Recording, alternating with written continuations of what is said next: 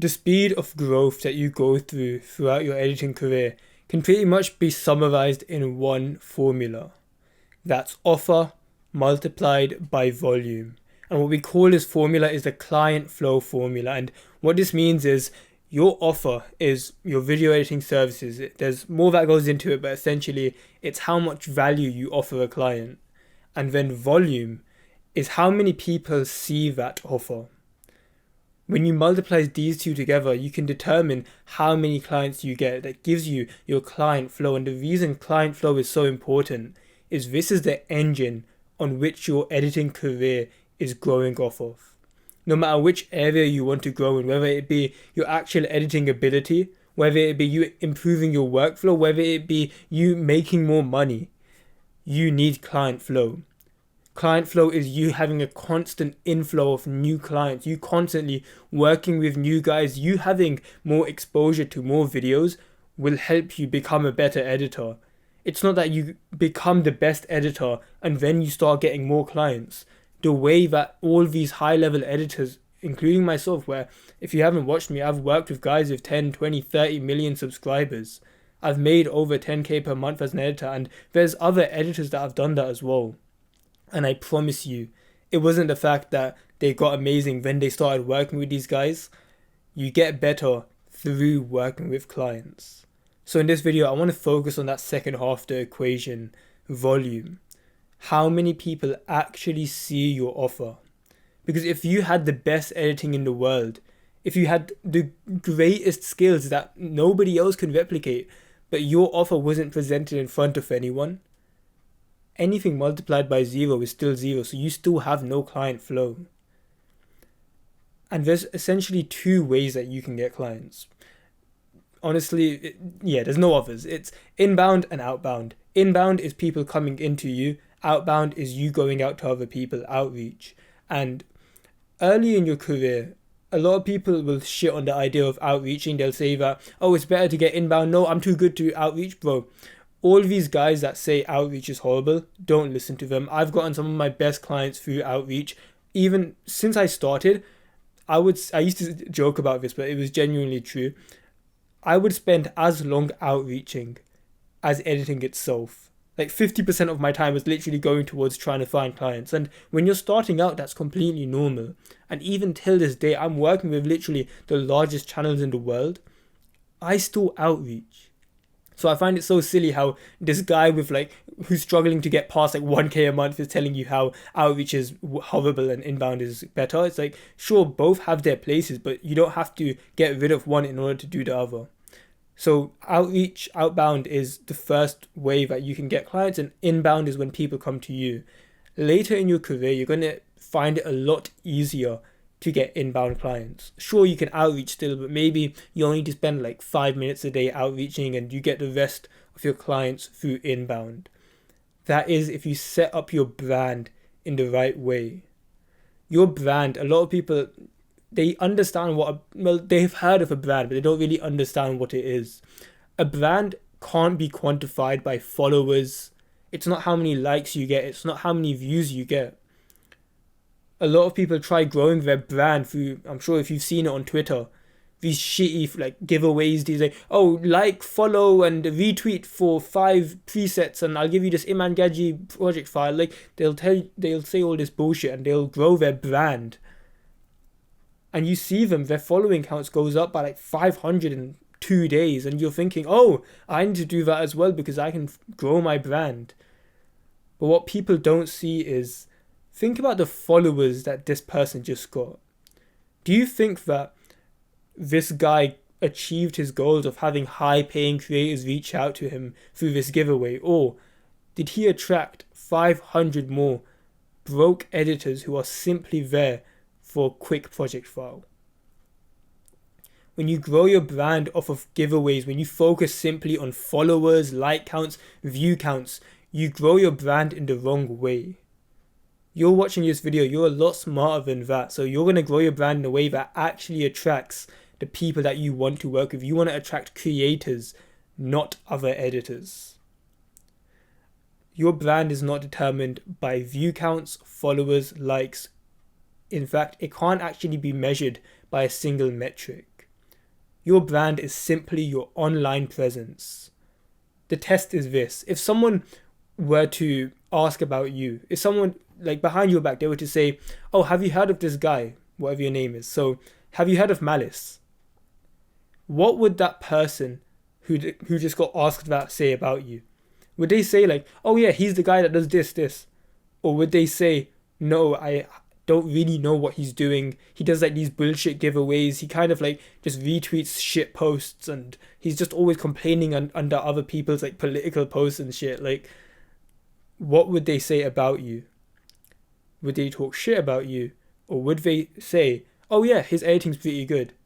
Oh yeah, like I've seen his work around. Like I haven't hired him before, but I could imagine he'd work quite well with a lot of creators." These conversations that people would have behind your back, they can't be quantified in followers, likes, none of that. In fact, you can have 30, 40, 50 followers, but every single one of them has such a positive view on you because you grew in the right way, which I'll show you in a second how to grow your brand in the right way. But you having 50 followers, where it's genuinely you grew in a way that people care about you, is so much better than you having thousands of followers of people who simply were there because of a giveaway. And the reason I have the right to say any of this is because right now my Twitter's at around 8,000 followers.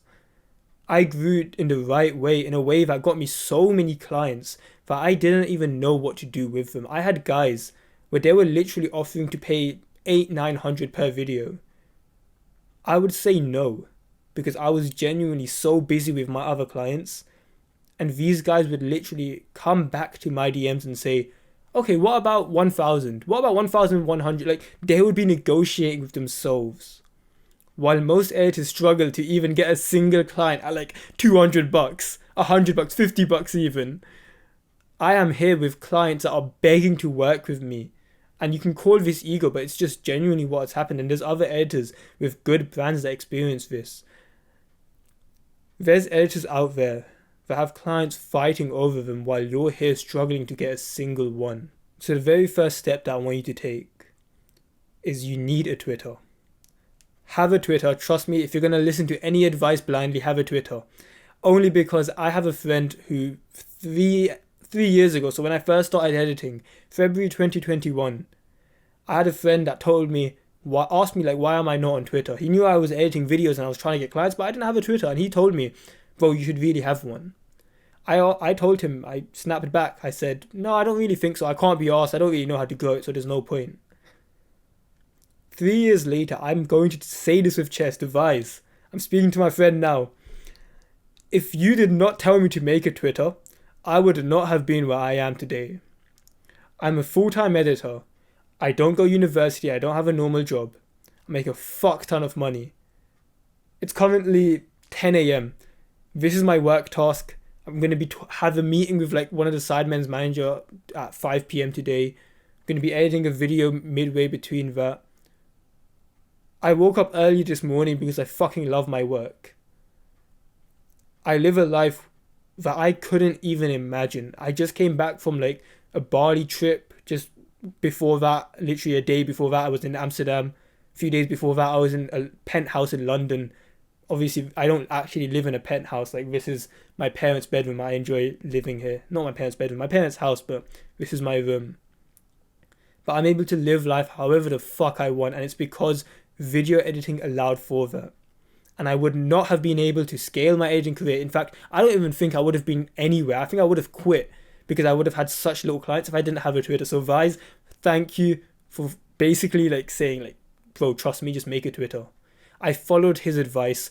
It fucking worked. So to you watching this video right now, please, if you're going to listen to one piece of advice blindly, use Twitter.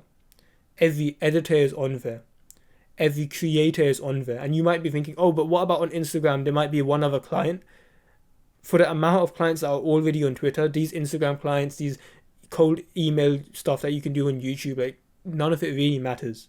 You can get clients through there, but the main bulk of your clients, your growth, is going to be through Twitter. So make sure you have an account set up now. It doesn't have to be complicated. Simple name, any profile picture that you sort of resonate with. Make it somewhat personal. this is just advice from me to you. If I was to go back, I would start with my real name. I was scared to show my face. I was scared to tell people my real name because it's like, I think my parents had like built this fear into me of like, oh, don't share stuff on the internet. People are creeps. And like e-safety classes in like what's it called, like primary school, they would tell you about all these things, or don't share information online. I'll keep it real. Having a real name online doesn't really matter. Like 1% of your audience are going to be probably creeps, and it's like no one really gives a fuck. Like it's not too bad. I wish when I first got started I went more for personal brand rather than just a cat. I still run with the cat because I'm kind of vibing with it, but if you are starting, go personal, have a simple name. And in terms of growing the brand, you want to grow with things that specifically attracts a certain avatar. Most people approach business. Sorry about that, my camera overheated. But you want to approach it by attracting a certain avatar. An avatar is... Wait, no. Okay. So I lost my what's it called? Train of thought whenever like my camera fucks up. I was doing so well. But anyways, most people approach business in a way that they try to attract a huge audience. They believe that, okay, if I can get more customers, I will make more money. So what do? They start offering video editing services for everyone. And then they also try to sell to editors. And then they also try to do thumbnail design. And then also they're trying to do an agency. And then they're also trying to go for real estate agents because they heard that they make money as well. And then they're also like, oh, if there's like some music video that I can do, I'll do that. And they're essentially trying to attract everyone because they're thinking, I don't want to leave money at the table. If I simply only go into YouTube editing, what if someone in the real estate niche comes up to me, what do I do? But if I do YouTube editing, then what if like I could do this like school project which might pay me $15, and I know it's not much, but I can get it done in an hour, I promise. Like the problem is when you try to attract everyone, you attract no one. You need to delve into one certain avatar, an avatar meaning one certain type of person, in order for you to see growth. And I know your brain will be scared. It's like, I can't leave money somewhere else, but I'm like, I don't want to lose those other clients. What about on Instagram? What about on like this other niche? But by going for them, by not sacrificing those other niches, those other areas of business, you throw away the very thing that you could have made a shit ton of money in. So we want to attract a certain avatar, a certain person with our business. Who is that? If you're a video editor, who are you attracting? You want to attract, especially later down the road, high-paying creators. Guys who are on YouTube, guys who are creating content. Does an editing giveaway attract high-paying creators? No. It attracts broke editors. So if broke editors are going to... Sorry, I thought my camera froze again, overheated. So if broke editors is who you want to attract, go for it. Go for your giveaways. But if you want to attract high-paying creators, genuinely ask yourself the question now. What do high-paying creators want to see? If they came across my Twitter, if they came across my brand, my online presence, what would they want to see? They're looking for an editor. They'd probably want to see that you're a good editor. They'd want to see your previews. They want to see your actual editing work. Maybe it's a whole video that you've edited and then you've chopped up the best parts and put it online. They want to see that you're involved within the creator economy, that you're under other editors' posts, hyping them up, you're getting involved in discussions. They don't want to see that you've retweeted some shit post. They don't want to see you, like, if they go into your likes, they don't want to see some fucking OnlyFans model. Like, bro, your online presence is what creators see, and that will determine whether they hire you or not. So look at your page right now. If you had just made your Twitter, then I'll give you the benefit of, like, not benefit of that, I'll cut you some slack. You just made your Twitter. But if you already have a Twitter, go onto your page right now and genuinely ask yourself, would you even hire yourself? And don't bullshit yourself. Don't be like, I can imagine that if I hired myself, yeah, I could do a good job. No, nah.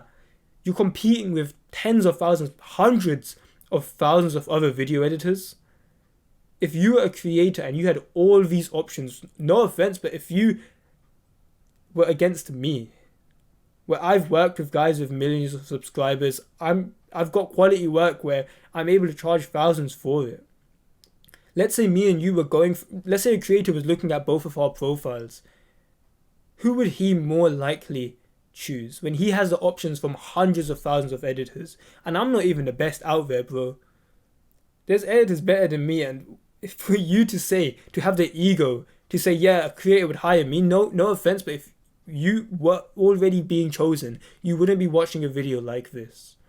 So have some humility and tell yourself, okay, my brand isn't the best, my online presence isn't the best. If a creator came across my profile, they probably wouldn't hire me. There's ways that I could improve. So I want you to start thinking in terms of, okay, what would a high-paying creator want to see on my profile? Look at your own profile and then move towards that direction. Post editing previews, show that you're working with other people, and just be involved within communities. And a fear that a lot of editors have is that they're not good enough to post yet. That they need to get their editing better and then they can start posting their work, because they don't want creators to see bad work. Like, okay, fair enough, I'm not the best at editing yet. I just started, I'm only a few months in, maybe I'm a year in. My editing's not the best. I'm improving, but I don't want creators to see my bad work. The problem is with that, I just want you to think about this. In which reality is better? A reality where you post some like kind of mid work and 5 people are okay with it and most people kind of just like scroll past. But 5 people, okay, they kind of like it. But you could wait. And in another reality, you do wait. You wait until your work is better. So you don't post anything. But in that time, you got 0 impressions. You got no one looking at your work. You posting a shitty preview, and this is not me telling you to post shit work, but you posting a like preview that's relatively good for where you are right now in your editing career is worth more than you waiting, because at least there's something out there. In fact, it's actually better for you to have like your current level right now posted on Twitter and you continuously grow, only because people like to see that you've grown. You can go on my Twitter now, it's at VFX Malice. And I've kept it since the start of my editing career, since February 2021. And I've kept every single post on there. A lot of these other editing creators, they'll teach you how to get clients, how to build a brand and all this bullshit. You go on their Twitter and they haven't even grown a brand of their own. They grew their brand off of trying to teach other editors. Well, you can go on my Twitter. You can scroll down. It'll take you a while. There's still all the same Fortnite posts when I was doing Fortnite edits.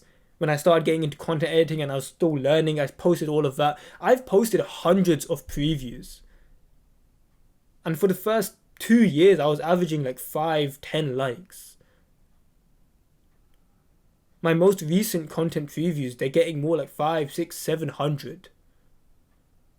Every single time I post, I get about 10, 20, 30 creators reaching out to me. Do you think I would have gotten to this point if when I was smaller, I told myself I can't post until I'm better? The way you get better is by posting.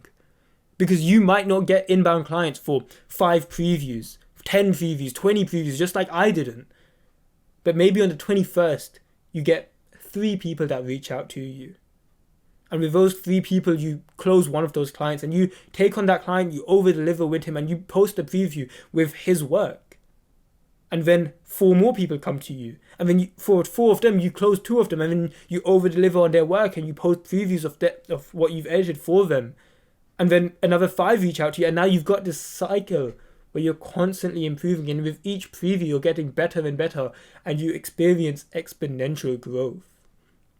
In business, it's very rare that you start taking action and you immediately see results, and you take more action and you see more results. In business, what usually happens is there's exponential growth. For a long time, you don't really see many results, but you're still working your ass off. And it's demotivating. But the difference between the guys that get a lot further than most people, they experience this shitty period where honestly, you're grinding your ass off, you're acting like weekends don't even exist. You're working late at night. And you're getting no results, but there's a day.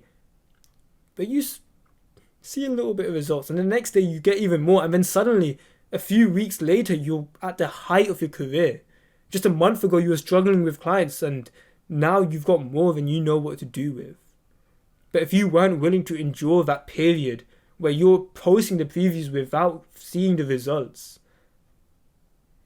you'll never reap the benefits of this later stage. So build your brand, post previews. The main thing is consistency, bro. Trust me when I say, like, don't allow that fear of you're not good enough to stop you. Because if you aren't willing to be shit during this period and grow during this period, you're never going to reap the rewards towards the end. So yeah, hope you found that useful, bro. Do all the YouTube shit. Or no, I don't really give a fuck. Like, subscribe. You can go through the description. I have like links and stuff to my socials. Yeah, do whatever the fuck you want. Hope you found this valuable, bro. Love you. Mwah.